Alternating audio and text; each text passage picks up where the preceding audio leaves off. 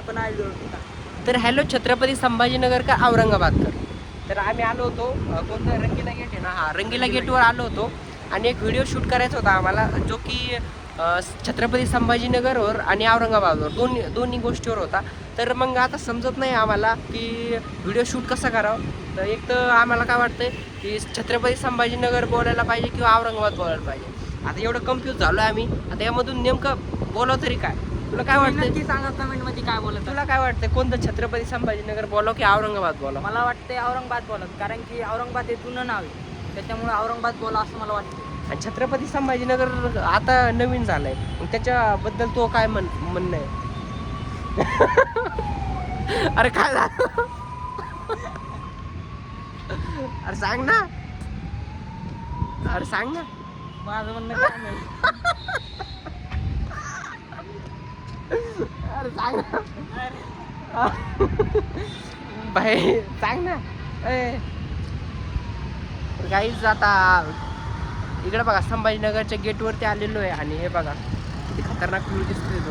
हे झेंडा पा झेंडा जाणाऱ्या गाड्या येणाऱ्या गाड्या तिरंगा पा. आणि कलेक्टर ऑफ म्हणजे कलेक्टर साहेबांचं घर आहे आणि इकडे झेंडा आहे. काही झेंडा पा, झेंडा खूप चांगला आहे, म्हणजे चांगलं वातावरण आणि चांगलं हे तर गाईज चला भेटूया आपण दुसऱ्या ब्लॉगमध्ये.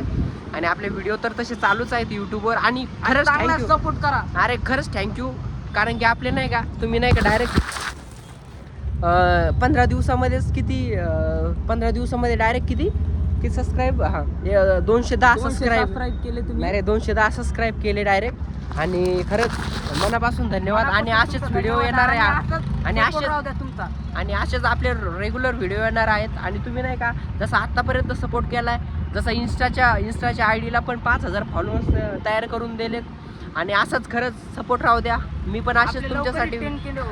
आणि 10K तर होणारच इंस्टाग्रामवरती, आणि इंस्टाग्रामवरती झालं तर याच्यावरती पण यूट्यूबवरती पण लवकर वाढणार आहेत. तर चला भेटूया आपण दुसऱ्या व्हिडिओमध्ये. आता मी जर पूर्ण दाखवलं मी पडेल डायरेक्ट इथून खाली, मग तुम्ही काय हे नाही करणार.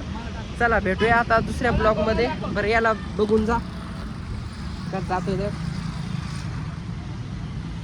हा गेलेला आहे आणि आता मी पण जातो खाली. ओके चालतंय, बाय बाय.